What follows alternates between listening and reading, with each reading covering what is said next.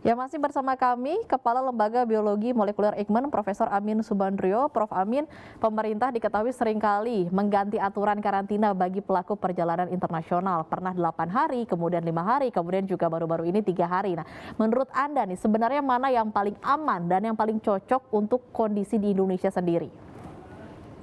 Ya, penentuan lamanya karantina itu sebetulnya lebih ditentukan, artinya bukan berubah-ubah kebijakannya ya, artinya disesuaikan dengan, situasi dan kondisi yang terjadi termasuk, virus-virus yang, beredar, kemudian juga, eee, reproduction number yang terjadi di daerah tersebut, jumlah kasus yang ada, jumlah kasus baru ya.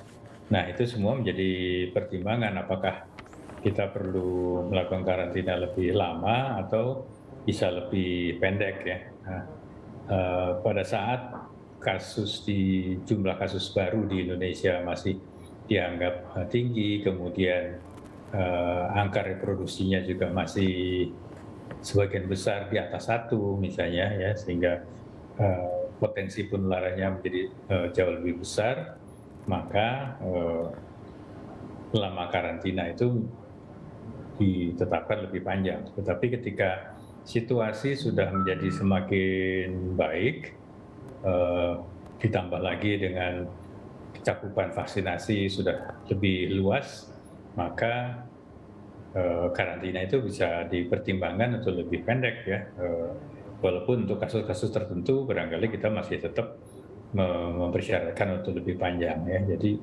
bisa saja, eee, misalnya aturannya nanti sudah diberlakukan 3 hari, tapi kemudian ada, kasus-kasus tertentu yang perlu mendapat perhatian, maka bisa saja kasus itu kemudian diminta dikarantina lebih panjang, 5 hari atau 8 hari ya. Jadi, itu bukan bukan berarti mengubah-ubah peraturan dengan,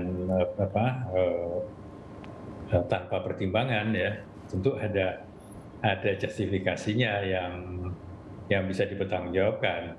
Ya Oke. mungkin memang, penerimaan masyarakat kelihatannya kok, kebijakannya berubah-ubah. Tapi sebetulnya sekali lagi itu didasari dengan pertimbangan-pertimbangan ilmiah secara klinis maupun epidemiologis dan juga Oke. dari sudut, virologinya.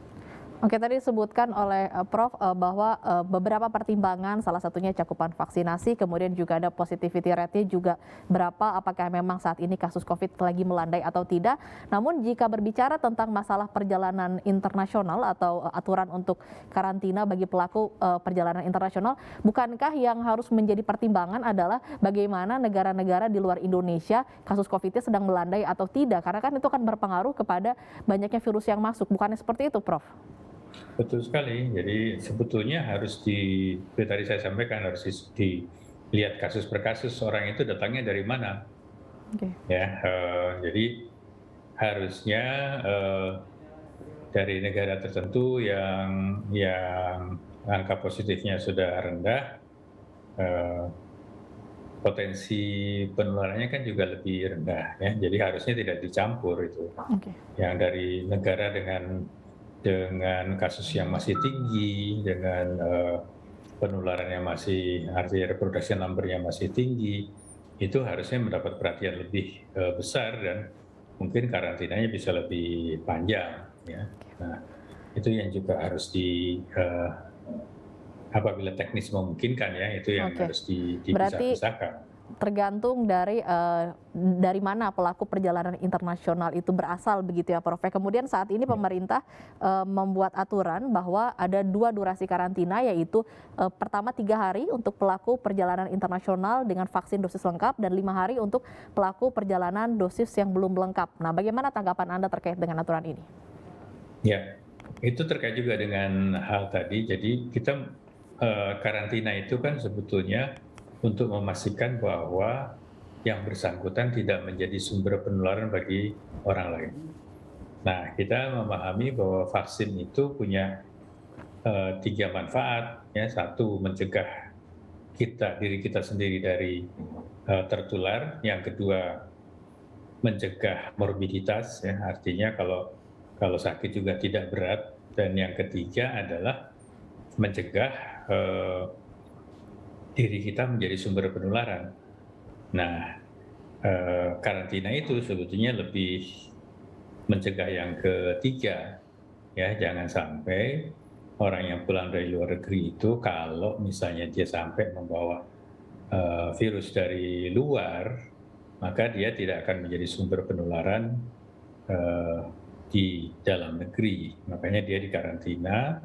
Kalau misalnya selama karantina dia menunjukkan gejala-gejala, maka tentu harus diproses lebih lanjut, ya, tidak akan dilepaskan walaupun dijanjikan 3 hari akan selesai karantinanya. Tapi kalau misalnya setelah 2 hari di karantina dia menunjukkan gejala demam, batuk, pilek atau gejala apapun, maka dia akan mendapatkan perhatian khusus dan mungkin karantinanya akan lebih lama, ya, karena dia akan dipastikan apakah masih mengandung virus atau tidak. Karena sebelum proses karantina itu selesai, artinya sebelum orang itu dibolehkan pulang, kan diperiksa lagi PCR.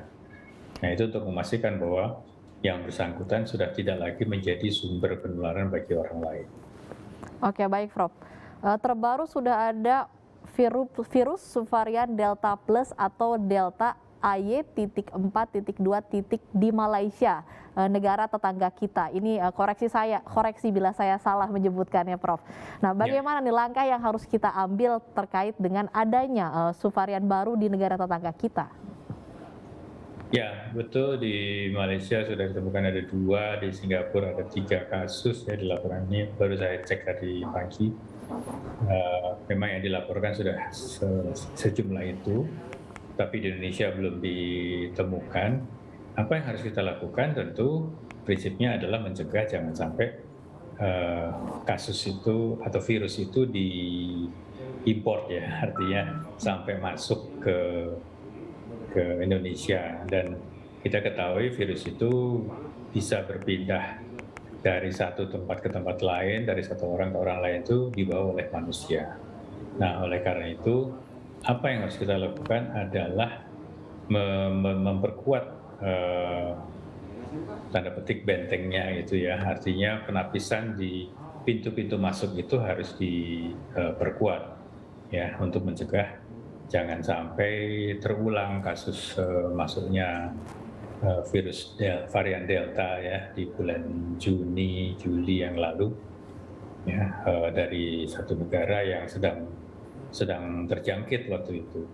Nah, pengetahuan tentang keberadaan virus di negara-negara tertentu itu yang harusnya mendapatkan perhatian. Jadi tadi kita sudah bicarakan dari negara-negara tertentu yang misalnya sudah ada kasusnya AY.4.2 itu tentu harus membutuhkan perhatian, ya.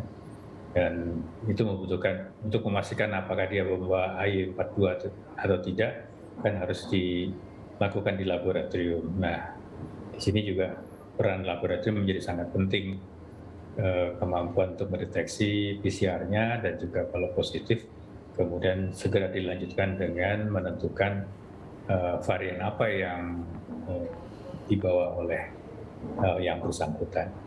Oke, baik. Kemudian bagaimana perkembangan vaksin merah putih, Prof. Amin? Jangan dulu dijawab, usai jeda. Tetaplah bersama kami.